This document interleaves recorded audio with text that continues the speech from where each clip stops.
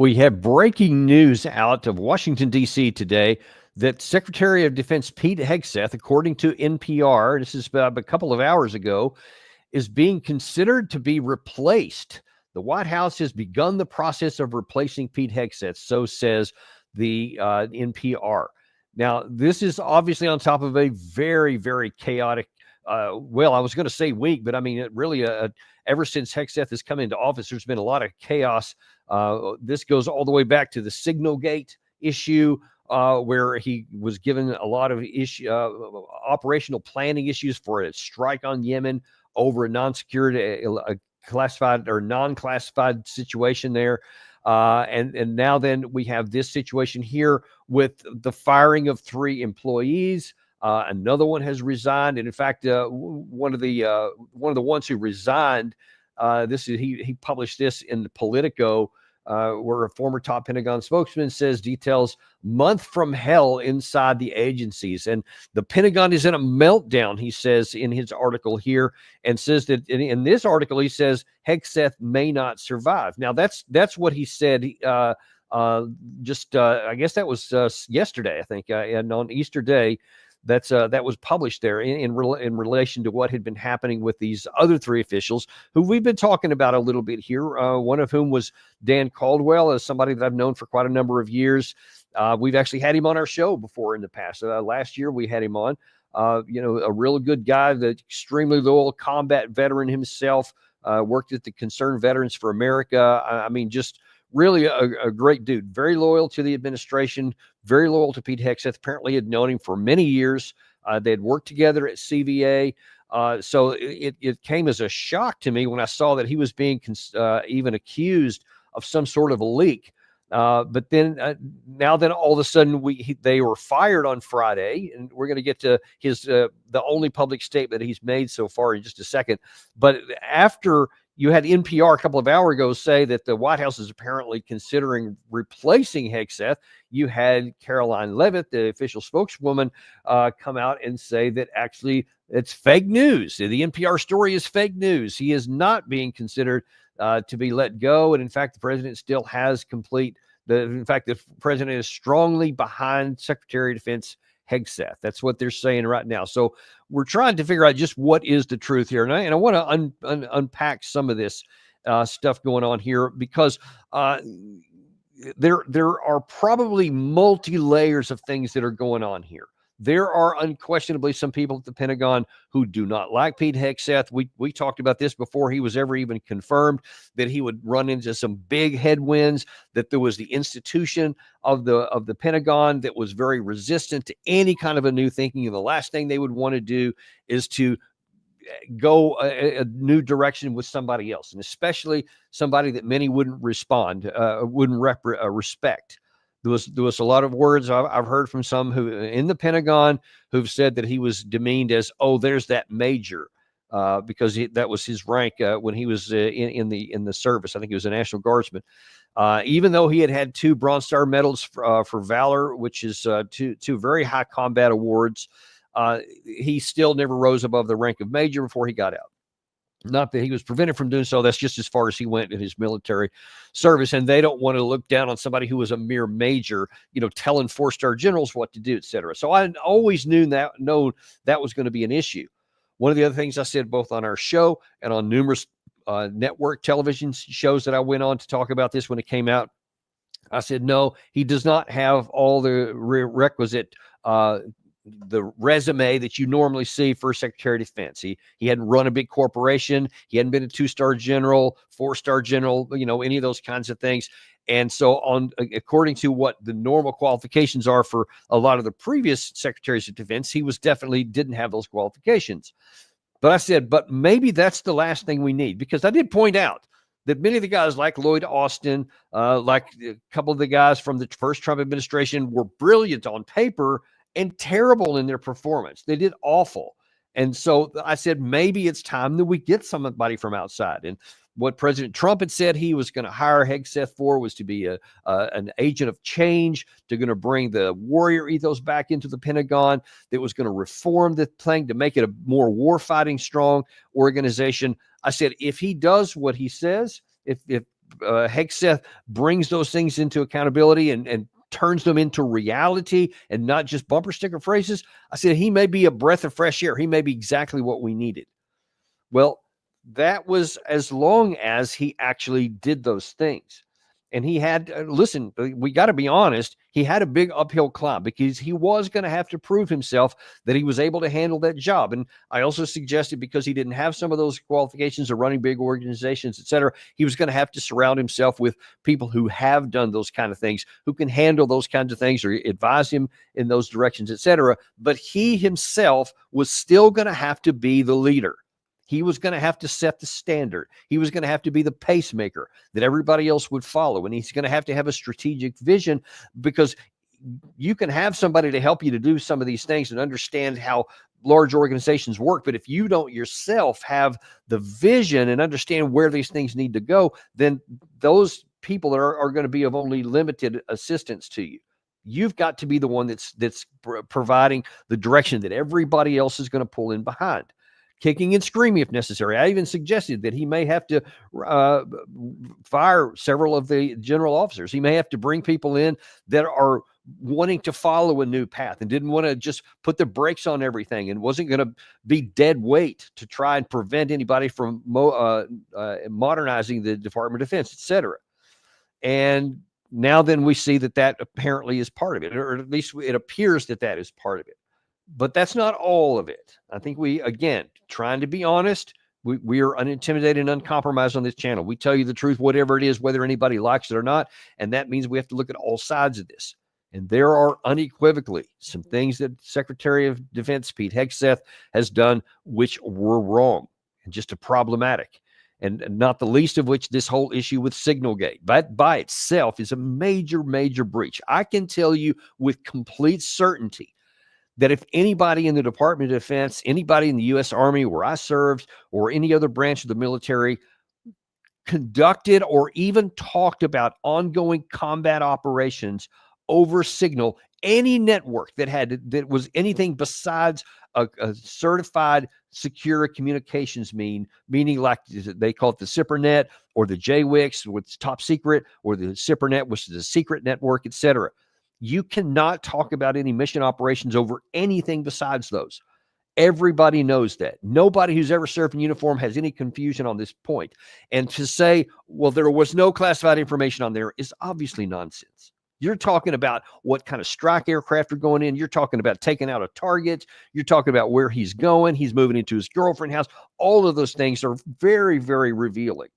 Now, obviously, he thought he was on Signal, and he thought it's encrypted end to end, so nobody's going to get into it. Well, unless someone accidentally is brought into it, which is exactly, of course, what happened with the Atlantic Journal reporter.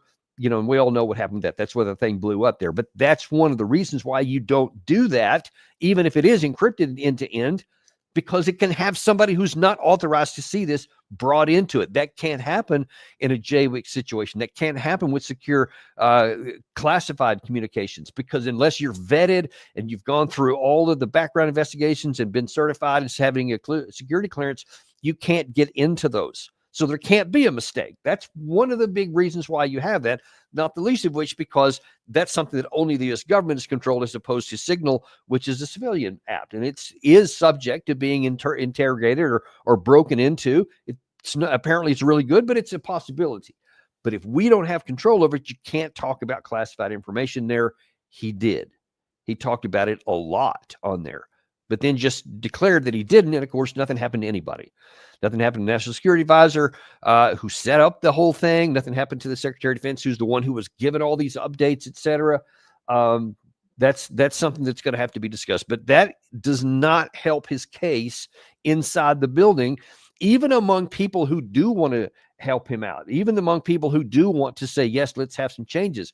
If they see making such a rookie mistake, something that they know that anyone else in the building makes that mistake, they are fired and they might be brought up on charges. It's that serious of an issue that you made that egregious of a violation. And when the guy at the very top is doing that and then tells everybody nothing's wrong with it when everybody else knows it is, that just undercuts his reputation. It undercuts how much they're going to trust him when they hear him violating a law that they would persecute anyone else and then denying it even happened and just moving on like nothing happened. So we're talking about we're going to hold people accountable, and we're going to come in, and now the Department of Defense is, we're not just going to let people slide. And then the top guy is the one who violates it and it commutes his own sentence and says, yeah, no, it's fine, no problem here. Now, how is he going to hold anybody else accountable? Anybody else who has security violations like that? You see where this is a real problem. So by itself, this is. Now then we add another layer of problems, though, where it comes in with Dan Caldwell and these other two officials that were first escorted out of the building with no explanation. It was reported that there was some kind of leak that they were being investigated for, although they themselves were told nothing. And then all of a sudden on Friday, they're outright fired. And according to his statement, which I'll read in just a minute, they had still, at least as of the day that was published, which I think was yesterday or Saturday, don't know what the situation was, don't know what happened and what they were even being accused of, meaning they never even had a chance to give their side of a story. They never had a chance to examine what was accused, anything like that. They don't even know. We don't even know. All we know is what's being, ironically, leaked by various people who claim that they were investigated for X, Y, and Z. And if the person themselves doesn't even know about it, and they were allegedly being investigated for leaks, someone else leaked about the leakers, the alleged leakers. So we still don't know. But you see that this is just chaos. It is just disaster in the Department of Defense. You just can't have that at the top. And yet, I showed you Caroline Leavitt's X post here just a very short period of time ago. Earlier today, before that part had come out, and this claim that the White House was looking to replace Hegseth, she was asked on one of the Fox shows this morning about what does the president think about this.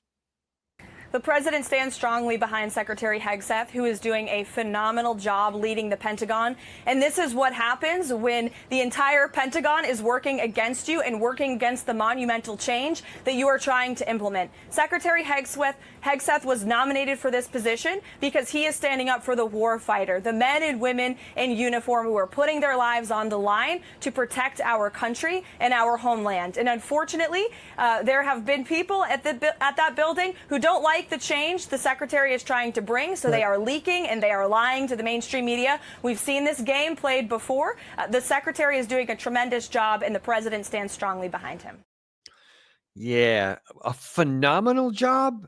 I mean, I don't know that you can make that argument that he's been doing a phenomenal job. He has made some major missteps. You just can't sugarcoat those.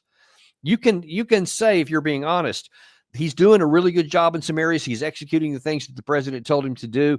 Some of these other areas we're working on. But unfortunately, we live in a world now where it doesn't matter if you're Republican, Democrat. You can't ever tell the truth on anything. You have to sugarcoat everything. We saw it, of course, made me nauseous some of the times in the Biden administration, how they would just cover over things that had happened and just say that black was white and white was black, and try to convince you that what you can see straight in front of your eyes isn't the same way. And many of the Republicans condemned the Biden administration for it. And now you see that many of them do the same thing. So that undercuts the ability to trust in anybody, because they only say self-serving things. And when someone is red-handed, caught doing something that's clearly wrong, they just blanket, nope, nothing happened here. Everything's great. It's phenomenal, in fact. And it's just ridiculous to even say that. And she also says in there, the entire Pentagon is against him. That's what she said. No, the entire Pentagon is not against him. These three guys who were fired were not against him. They were for Pete Hegseth. They were loyal to Pete Hegseth. And I know for sure that Dan Caldwell, who like I said, I've known for quite a number of years, he had a long history with Hegseth before. That's why he was hired to be a senior advisor to the Secretary of Defense. And so this is somebody that had loyalty to him. And now then it looks like, and again, I'm only speculating here because I don't have any firsthand knowledge. And I'll just categorically say I have not talked to Dan since any of this stuff broke. All I can see is what he wrote on his public X post, which I'll get to in a minute. but I've actually reached out to him. I posted an ex-post of my own that was in support of him. I said everything I've ever known about him is he's been a man of character, of honor and courage. He's a combat veteran himself. And so I've never seen any evidence that he would even contemplate do this. I can tell you that just from my personal dealings, he's also associated with the defense priorities, is that in our engagements there, he has shown to be extremely confidential in information, even things that I thought one time, I won't get into the details, but I thought, well, you can share that with me because it's really kind of low level. But he was so intent on keeping anything confidential that he was not supposed to share from anybody else, he would.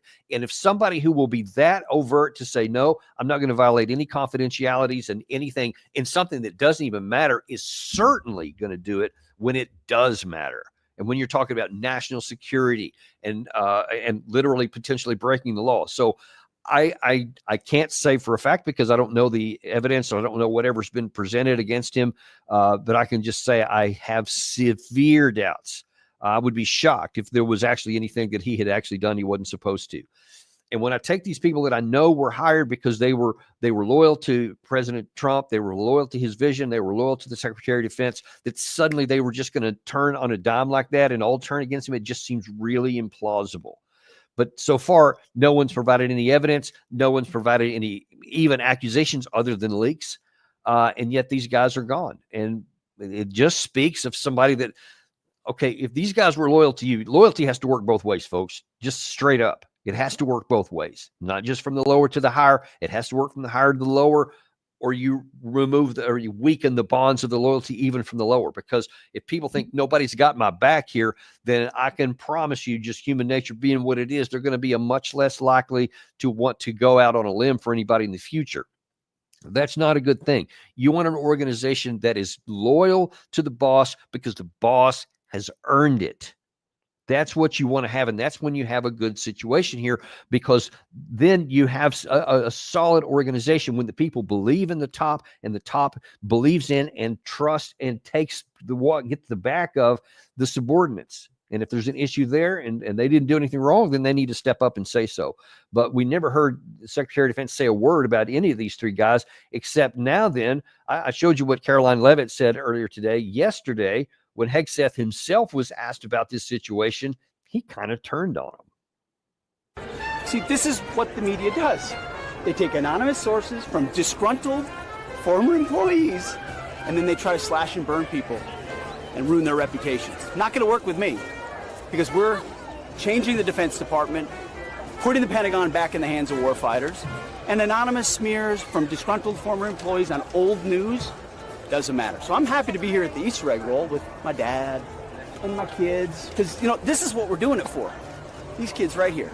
This is why we're fighting the fake news media. This is why we're fighting slash and burn Democrats. This is why we're fighting hoaxsters. This group, this group right here, full of hoaxsters that peddle anonymous sources from leakers with access to grind, and then you put it all together as if it's some news story. And when we know it, we know exactly what it is. Yeah, see, it's not a good look. It's not a good look. When you're taking somebody who has been loyal to you and then you throw them under the bus and call them disgruntled employees with an axe to grind. They don't have an axe to grind. They aren't disgruntled other than frustration that they got cut loose and nobody had their back.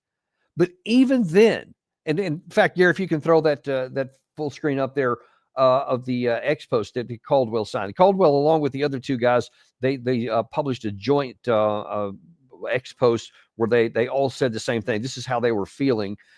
He said, "We are incredibly disappointed by the manner in which our service at the Department of Defense ended. Unnamed Pentagon officials have slandered our character and baseless attacks on our way out the door. All three of us served our countries honorably in uniform. For two of us, this included deployments in the wars in Iraq and Afghanistan.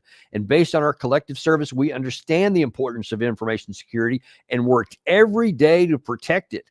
At this time, we still have not been told what exactly we're investigated for, if there was still an investigation going on, if there ever even was a real investigation of, quote, leaks to begin with.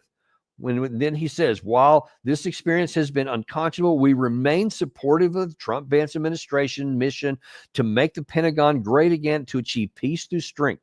We hope in the future and to support these efforts in different capacities. So even Sal, they've been thrown under the bus. They're not throwing anything back. You call disgruntled employees with an axe to grind, and this is how they respond. They say, we still believe in the administration. We still believe in the mission. We just don't like the way we were treated by these unnamed people. And I don't know who they were.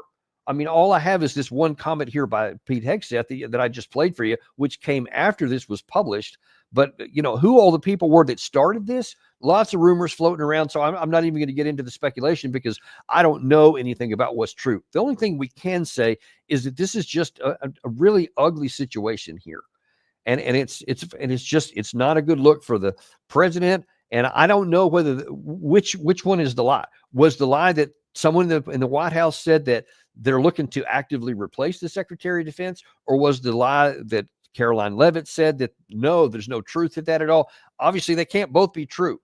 It's one or the other. Either he is being actively considered for being let go, or he's not. So somebody's not telling the truth. And obviously in Washington, D.C., that's an understatement to say the least. But if you want to build the Pentagon, if you want to reform the Pentagon, you've got to have somebody with the highest of morals, ethics, and capacity to get this done. And then people that you can trust to do it. And people that can have people at the various levels of their organization that they trust and they have, that are loyal to the mission and the vision, and also have the capacity. I know at least Caldwell did. I don't know the other two fellows, so I can't really talk about them. But I know that Dan certainly had all those qualities here. And if the president isn't looking to replace the Secretary of Defense, he may need to start. Because if he doesn't replace him, then there is a shadow hanging over the Secretary of Defense right now and the Department of Defense. Because listen, whether you like it or not, whether you agree with it or not, it doesn't even matter.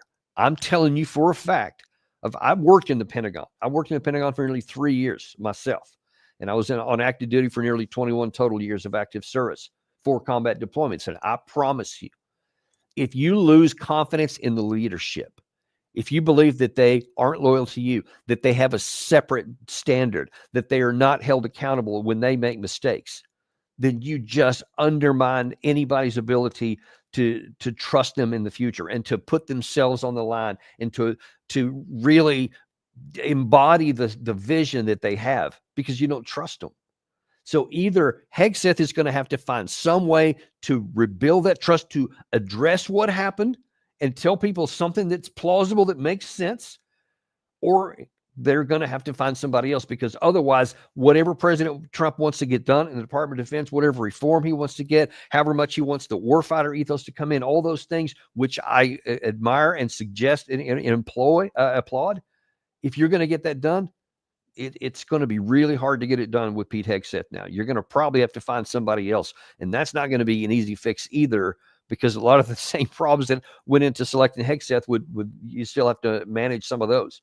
But I can tell you it's something that desperately does need to get done. I've been a big advocate of reform for the Department of Defense for quite a long time, and will continue to be so. And I want the DOD to succeed. I want the Pentagon to be a good place, and something that can have a unity of effort and that is loyal up and down the chain. That's something I want to see, and I hope the president can get that done. Whatever he has to do to make it happen, I support that. So we'll have to wait and see how it's going to work out. But that's the situation right here. A lot of unknowns, a lot of competing statements that cannot all be true. We'll have to see how it plays out. And the amount of time we have left today, though, I want to look at something else that also is related to the Department of Defense, and something that we're all going to have to be watching a lot here. One of the other issues we've been tracking here for a while has been this issue of an ultimatum to Iran. Now, as we've been talking, President Trump last month gave Iran a 2-month ultimatum and said, either you make some changes and you agree to a negotiated settlement that we believe will prevent you from ever having a nuclear weapon, or there will be bombing. You may remember Trump famously said that. And 2 Saturdays ago, there was a meeting between the United States and Iran, which at least the United States, actually both parties said, yeah, it was a positive thing. And I think there was another meeting this past Saturday And there's more plans to go forward here. The clock is ticking, though, and there are also, you have to understand, there are forces beyond whatever President Trump wants that are definitely trying to push this in an opposite direction. Some people want to say, yes, let's go back to like a JCPOA, a Iran nuke deal 2, anything to get something back into where there are constraints on the Iranian side. Let's use negotiations and diplomacy and try to get back something that takes the possibility of war off the table. You have another group of folks, on the other hand, who are saying, I don't want any kind of negotiated settlement. I don't want a deal of any kind, JCP or otherwise. I want to destroy Iran. I want to destroy the regime. I want to destroy their ability to have nuclear weapons. I don't trust them. I would never trust any deal they had. So even if Trump agrees to something, I'll be against it because they're still in charge. So really, it's about regime change in this crew right here. And I'm going to show you just a few examples of in the United States, how this is really starting to play in. And some people who support Trump in some areas seem to be working counter purposes to him in this one. The president of the United States is unequivocal in what he's saying. Iran will not have a nuclear weapon. And he's issued them an ultimatum. And that ultimatum is pretty simple. Voluntarily dismantle your nuclear enterprise completely.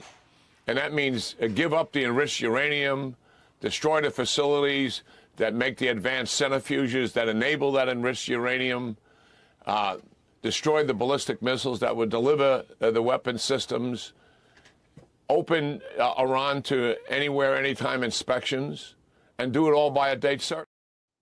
So it's unclear whether General Keane there is talking about any kind of published terms, because Trump has been kind of not clear on exactly what the terms he has given. Some people in the administration say different things, but Trump himself is kind of vague in the terms. He just said, I want to come to a deal where they can't have a nuclear weapons. He's not vague on that.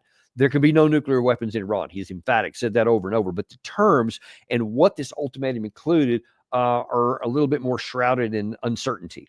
And so it's unclear whether Jack Keane knows what was actually delivered in that, or whether he's saying this is what ought to be the case, because whichever it is, he seems really emphatic about wanting that to be the case. And let's just go over, listen to some of that, because it's important to understand what he's saying.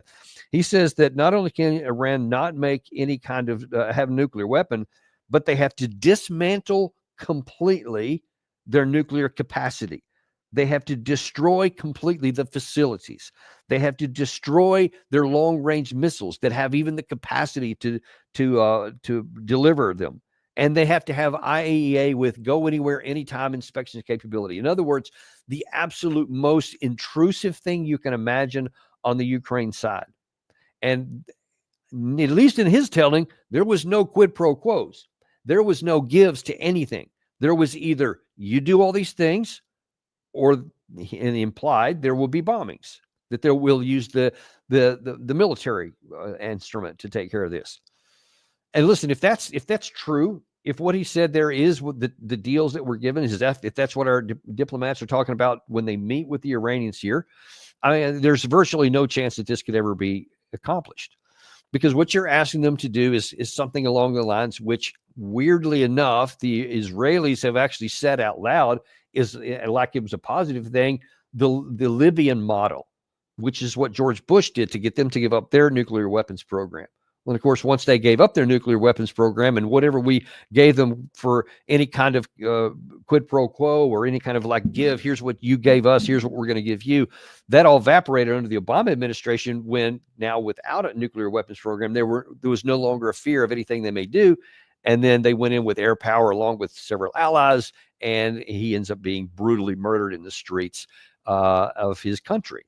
So that's not a good model if you're wanting somebody to actually follow the same path, and you're going to say, I want you to take away everything that you have that could possibly threaten us, to include long-range missiles, destroy it all, zero chance, and I don't know, then what? We're going to give you something? We're not even talking about giving them anything.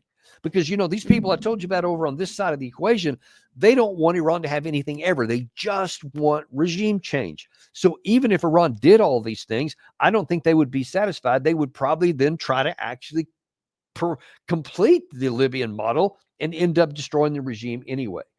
And what country on earth, especially now is going to get rid of, especially its long-range missile program, and say, yes, we're going to get rid of the only thing we have to threaten you against any kind of an attack. So if you hit us, we can actually strike deep in your rear. Why would they give up the only thing that can give them self-defense? And of course, I've said this many times, you keep going down this path, you may push them in a direction where the only alternative they have is to go that last step and make the nuclear weapon. That's kind of where we are on this. But that's what Keene is saying there. Then interesting, Keene wants to go down another path and put the blame, by the way, not on Trump, definitely not his fault, definitely not anything that Keene would support. You know who's at fault? Barack Obama. What we should be discussing with the Iranians is now not how much enriched uranium they're going to have, because you cannot permit Iran to have any enriched uranium whatsoever, or the capability with advanced centrifuges to make enriched uranium. Why is that? Because in the 10 years since the Obama deal was cut, which permitted 3.7% enriched uranium, sorry to get into those kind of details, but it's important, because the Iranians today, in a matter of weeks, because they have advanced centrifuges, can take that minimum amount of enriched uranium and build it to weapons grade. So that's the issue here. And while the United States wants peace and stability in the region, we've got to recognize Israel's position here. They look at Iran having a nuclear weapon as an existential threat to their country. And that's the reality of it, and we've got to be able to support them. So much to unpack there. Let's start with the Obama stuff. He says since the Obama did this terrible deal that they had in 2015, that allowed Iran to do all these things, and then they went up, and now they're just right underneath weapons grade reprocessing. Little bit of revisionist history there, little bit of omissions of things that happened, like the fact that in May of 2018, the current president, Donald Trump, exited that deal. And all of the constraints that were on Iran, and there was a lot of constraints. It was very intrusive for them. They were limited on how much they could. They couldn't go above, I think 3.67 was the number. But that's as far as they were allowed to go. And there were IAEA folks on the ground to make sure that didn't happen.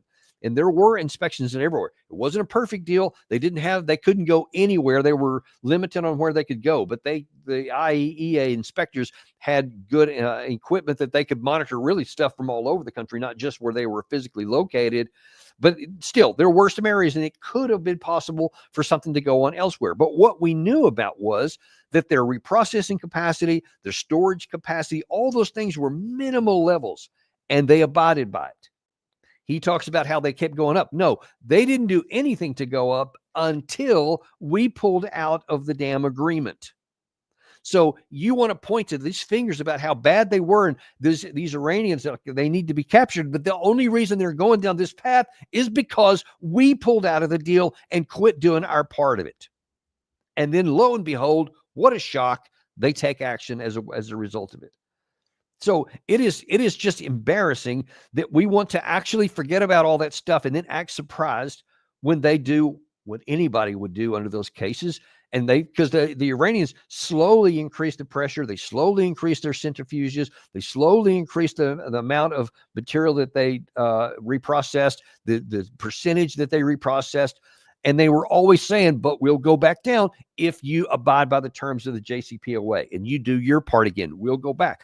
No one wants to mention that. Jack Keane will never say that out loud, even though the record is quite clear that that's what the Iranians have been saying that they're willing to do, because they don't want that. They don't want you to know that. The Jack Keanes of this world, they say, no, we just want to destroy them. So we're only going to give you select information and flawed information, inaccurate and incomplete information that just cast the Iranians in the devil role. They're evil and wicked, etc., because we want to destroy them. And we need support from the American people. We need concurrence.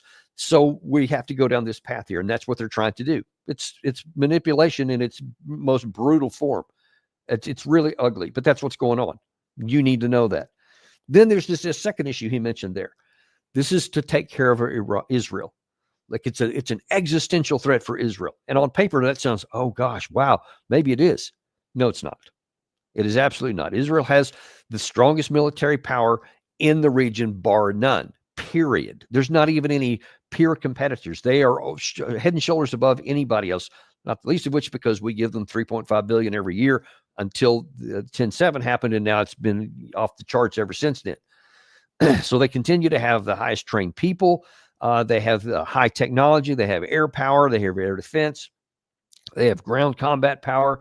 They have missile defense. They've just really got everything. And Iran is not a threat to Israel. And then if you want to say, oh, yeah, but if they get a bomb, then they would be. You realize, of course, that in, I can't remember exactly which year it was, maybe in early 2000s, where you had former President Jimmy Carter publicly admit that actually they have about 100, and Israel has about 150 nuclear weapons. 150 nuclear weapons back then. Jack Keane never mentions that. And to suggest, well, if they just have it, then that's going to be an existential threat. No, that just means your monopoly is over. And if you don't want Iran to be pushed into a nuclear weapon, and at least according to Tulsi Gabbard, since she's become the DNI, Director of National Intelligence, they have not made the decision to move to a nuclear weapon, though they unequivocally have been increasing the capacity and their ability. Should they feel compelled to do so, they can move in that direction. And now then the window's quite small in how long they can do that. If you don't want them to make that last leap, then don't give them every reason in the world to do it. But of course, because we're being honest here, that is what they want to do. They do want to push Iran. I guarantee you nothing would make this group over here happier than to find a report that Iran did make a move and they're now trying to weaponize a nuclear weapon. They would be thrilled because then they're thinking now all the proof we need is there and now we can go and attack. That's what they want. Now, if that was all there was, it would be a really dangerous situation. But these folks are not going to rely just on Jack Keane. They want to enlist some other people on TV, and they want to enlist other members of the United States Senate. Is Iran really close to having a nuclear weapon? And is that something we should take seriously? Or as some people say, it's very manageable. Don't be a warmonger. Don't interfere. Don't be a neocon. Just let the good little terrorists do whatever they're going to do, and we'll be just fine. Yeah, Mark, Iran is very close to having a nuclear weapon, and it's something that we should fear and that we shouldn't tolerate. Donald Trump's been very clear about this for as long as he's been in politics, going back 10 years. In fact, the first conversation I ever had with Donald Trump, he was coming to Arkansas to speak at a Republican Party dinner. I happened to be going to Vienna that weekend to meet with the International Atomic Energy Agency. And he called me and he said that the one thing we can't do is let Iran have a nuclear weapon. And he's been clear about that publicly over and over again because Iran is not a normal nation. It's a fanatical, theocratic dictatorship. And if they get nuclear weapons, they're likely to use them. I see. And you would base that upon what, Senator? Your lust for war? Because that's all this is about. I mean, you had that with Mark Levin, who was one of the most famous people in Washington, D.C. that lusts for war with Iran. I mean, he probably dreams about that for Christmas. That's what he wants more than anything. He has a lust to shed Iranian blood. I mean, I'm just going to call it out for what it is.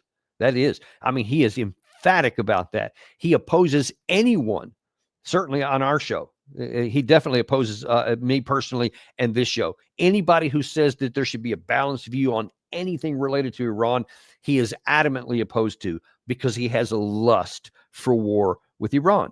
And you heard him there with, he calls it what was the phrase he used? He said, let the good little terrorists do their thing, as he mocked anybody over on this campus here, in this side of the argument.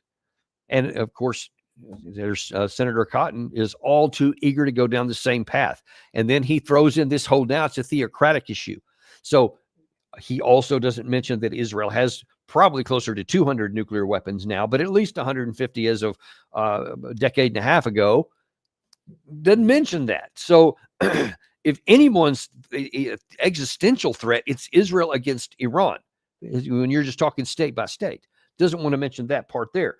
But then he adds that whole thing. Well, they're theocratic. And if they get the weapon, they'll use it. So unlike every other nation on the planet that has nuclear weapons, who has it for deterrence, to include the United States, to include then communist China, or not present communist China, then communist USSR, present Russia, India, Pakistan, North Korea, all those can be somehow trusted, and that the nuclear deterrent is holding. But if this guy gets it, somehow now that's going to be, they'll just use it. Deterrence won't work on them. And of course, he just obliterates the obvious logic. They've been in power since 1979. Up until 2003, they actually had a nuclear weapons program, and then they mothballed it. They said, no, this is not in the direction we want to go. Their Ayatollah at the time had a fatwa against it, et cetera, which to this day continues to hold, even though we keep putting pressure on them, even though we keep making it clear that almost the only chance they can actually have to defend against this nonstop onslaught of pressure is a nuclear weapon. But now then we say that even though they haven't done it in all of these decades since they've been in power, now they're going to get it. And if they do, then they will use it. I mean, it's just absurd. It's irrational, but it's emphatic and effective in how it's going, because a lot of people believe this. They hear these kinds of statements. They don't know stuff like this. I mean, as much as we love to tell the truth on this channel, we're still relatively small. It's just a little under 150,000 subscribers. We put our videos out there every day, but that's nothing compared to the millions that watch these guys every time they put something out there. The mainstream media, et cetera, all the followers they have on X, et cetera. I mean, people hear that, and most people don't hear what you're hearing now, which is the truth, which is the balanced view of how things are, which is understanding it's not good and evil. There is this side and that side. And that's just how it is in global affairs, folks. We need to get out of our mind that there's the good guys and the bad guys. There's just these guys and those guys in nearly any kind of a debate you want to look at. We got to include ourselves in that. If we think that we're the white hat, the good guys all the time, you haven't read much history, because we've done plenty of things that are not good at all. And if you can't admit that about yourself, then you're dangerously blind, and you could harm yourself by being blind to your own faults. I'm not blind to our faults. I don't like them. I still love this country, and I love the character and the heart that most Americans have, and want to get back to something that reflects that goodness in us. But we definitely have a dark past. I don't need to go down all that, but so does every other country on the planet, to include Israel, to include Russia, to include China. Nobody is a good guy. Everybody's just looking out for their national interest, and they do some things we like, some things that we don't like, etc. So that's what we have to have an understanding of here. So don't just say that because we don't like these guys, they're the only bad guys, and they're really bad, so much so that if they get this, they'll kill everybody. Ergo, we have to go to war with them. And I want to look at Cotton one more time. He said another thing. He also reiterated this deal that somehow this is Barack Obama's fault. I think it's important to remember how we got to this point as well. We got here because of the terrible Obama deal with Iran that allowed them to enrich uranium, that allowed them to keep all their centrifuges, that allowed them to continue research into ballistic missiles. President Trump has been clear that Iran has no reason to enrich uranium. They therefore have no reason to keep their centrifuges, and they certainly have no reason to be developing intercontinental missiles that could hit the United States. If Iran is willing to make a deal on those terms, and as President Trump said last week, we can have peace, and they can live happily without death.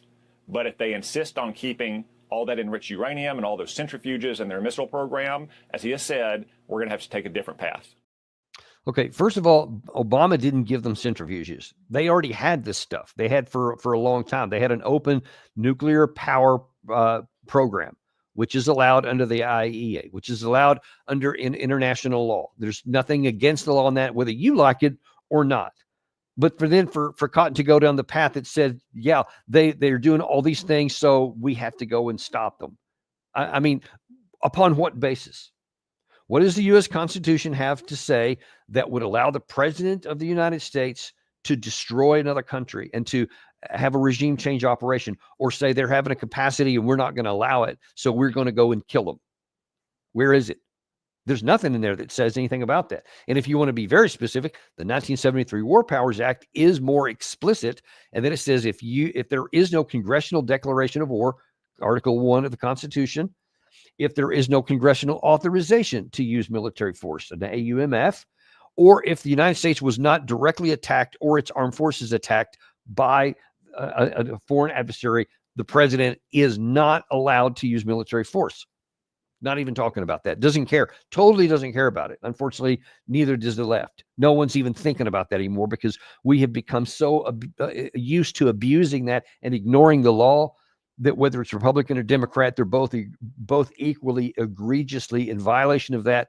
Now then, that rule of law doesn't even exist in practice. Doesn't matter if it's on paper or not. It doesn't exist.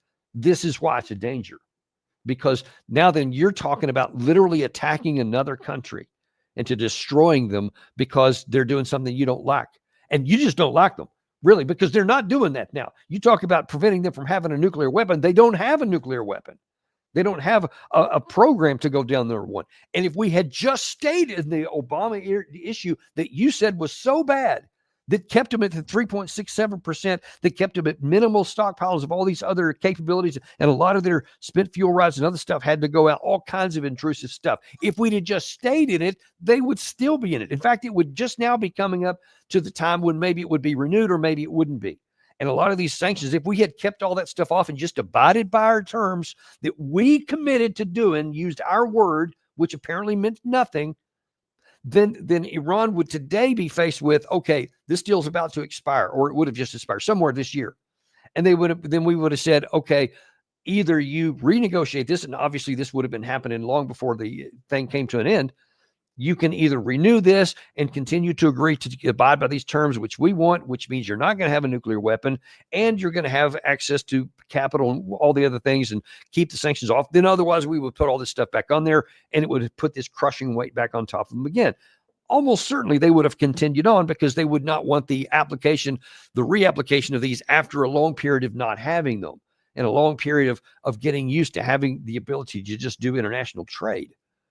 But because we got out of it, now then we've given them the counter incentive to doing the exact thing we claim that we don't want them to do. But listen, I'm just calling it what it is. This group over here never wanted to abide by the terms of the JCPO because just keeping them from getting a nuclear weapon isn't really their objective. That's just their excuse. They want to destroy the Iranian regime, period. That's where it is. That's when you cut down to the bottom line here. What's really at stake? That's what it is. These group here just want to kill the Iranian regime. They want to destroy it. They have no bloody idea what it would cost to do that, what the potential cost in American lives would be, Israeli lives might be. Certainly don't care about Iranian lives. And they don't know about what would come next. I mean, they didn't learn anything from the 2003 Iraq war that was based on false information. About all the bad things that happened with that, about all the ways war spun out of control that no one anticipated, instead of the roses and parades that we were promised that we would have by some members of our government. No idea that. So you don't even know how it would end. You go in and you bomb them, blow a bunch of stuff up. You don't even know what would happen then, or what Iran would do in retaliation, or how you would follow in the next time. You don't have an objective. You just have a bloodlust to want to kill these people. And that's it. And you don't care who you hurt in the process, to include Americans, to include American national interests, because that's what this is really all about. And that's why I'm so passionate about this, because it didn't need to ever get to this path, and it damn sure doesn't need to go to the next level of armed conflict, because everyone will lose in there. Iran will lose. Many Iranians will be killed. Americans will lose. Israelis will lose. I'm against all of those people losing anything. None of it is necessary. And I hope and I pray that enough pressure can be brought down by sane thinking people that the President Trump does find some way to avert this pressure here and stick with what he's saying, which does make sense, because he is actually in the later days, he's actually been talking about an actual negotiated deal that he can keep war off the table. I respect the president for that. I encourage him to continue going down that path, and I hope that's actually where we can get, so we can get this threat of war off the table, and we can get the threat of harming American interest off the table as well. That's what this is all about, and that's what's at stake here, and that's what you need to know. That's all we got for you today, but we really appreciate you guys. We got some really great shows coming up the next couple of days here. You're not going to want to miss. We've got Doug McGregor. We've got Larry Johnson and several of your favorites. We also got some new folks coming on. Be sure and watch those, and watch our channel here, so we'll be announcing what we got and when they're coming. But we'll see you then on Daniel Davis Deep Dive.